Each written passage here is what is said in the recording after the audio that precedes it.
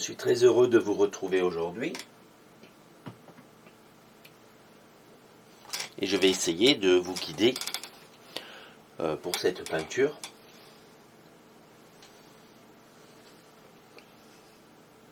Nous avons nos couleurs à droite. Je vais les énumérer. Et comme pinceau, je vais utiliser un pinceau de 1 pouce. Donc plat. Un pinceau rond. Dit rond, en fait, c'est un pinceau plus épais, vous voyez, plus épais.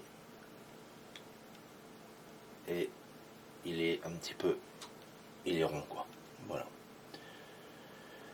Un pinceau rond, ces deux pinceaux sont des pinceaux de chez Bob Ross que j'ai depuis le début. Je vais utiliser une langue de chat. On va utiliser un ou deux éventails. Là, j'ai un pinceau, ça c'est de chez Jackson, un pinceau plat, mais un petit peu bombé là. Donc pour faire quelques petits effets, peut-être ça ira très bien. Alors j'essaye, donc voilà, à part ça j'aurai un couteau aussi, de ce format. J'essaye de m'adapter de façon à ce que tout le monde puisse faire la méthode Bill Alexandre, Bob Ross.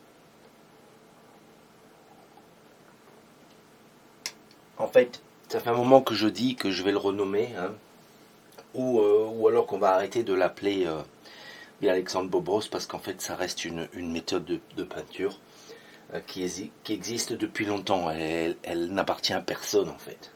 Hein, c'est un petit peu bête de donner des noms comme ça, mais voilà. Bon, ça a été connu beaucoup, en fait, le plus sous Bob Ross. Mais Bill Alexandre on a fait un grand travail, mais à savoir que ça existait même avant. Donc voilà, il n'y a rien de particulier ou de personnel là. Voilà, déjà pour commencer le médium, j'évite, et c'est pour ça que je veux m'en éloigner. Donc le médium, j'évite, et c'est pour ça que je veux m'éloigner de cette méthode, si on veut. J'évite d'utiliser de l'essence de térébenthine. Hein, c'est pas bon pour vous, c'est pas bon pour moi, c'est pas bon pour personne, ça sent mauvais, etc. Donc voilà. Donc ce que je vais faire maintenant, eh bien, je réduis mes brosses aussi à cause du nettoyage.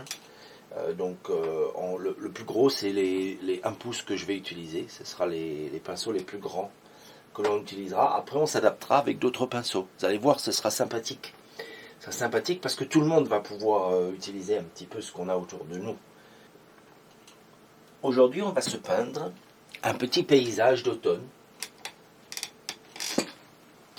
Alors, les couleurs qu'on va utiliser, c'est le blanc de titane, le bleu de phthalo, la terre de sienne brûlée, du Van Dyke brun,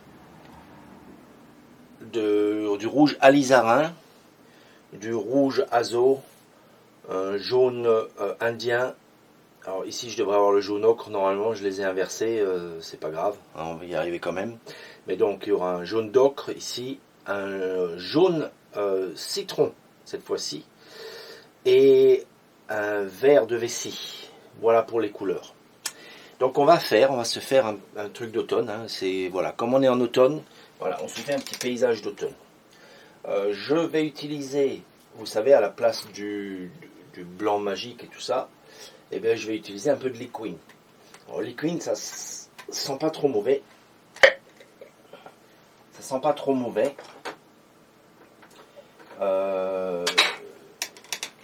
Et ça marche très bien.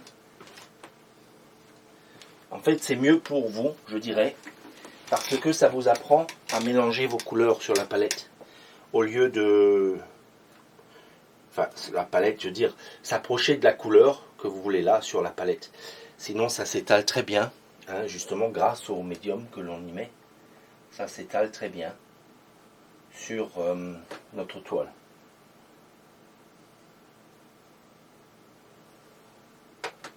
Donc voilà, donc j'en mets. On va en mettre un peu partout là. Vous voyez, c'est un peu...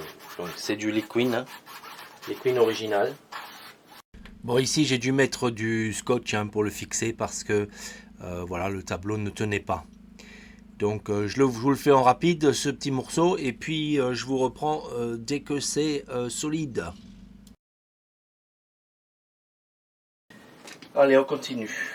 Donc je vais le mettre que en haut, plus ou moins, puisque donc ici j'ai un ciel, mais en bas il n'y a pas d'eau, il n'y a rien. Ça va être une plaine.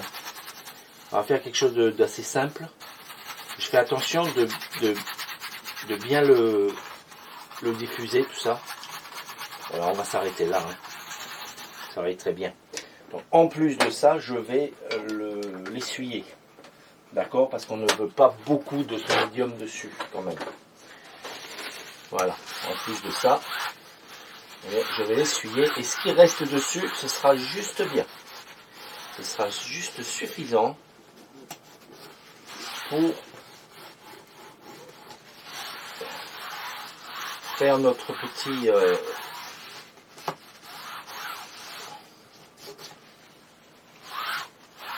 notre petite peinture. Vous voyez? Voilà. Donc là, c'est encore bien, c'est encore glissant par rapport à ici. On sent la différence. Mais il n'y en a plus une tonne. Et bien comme à l'habitude, eh bien on va se regarder le reste en time-lapse. J'espère que vous allez profiter de cette vidéo, pourquoi pas l'essayer hein, chez vous. Je vous souhaite bonne peinture et eh bien, merci d'être avec moi.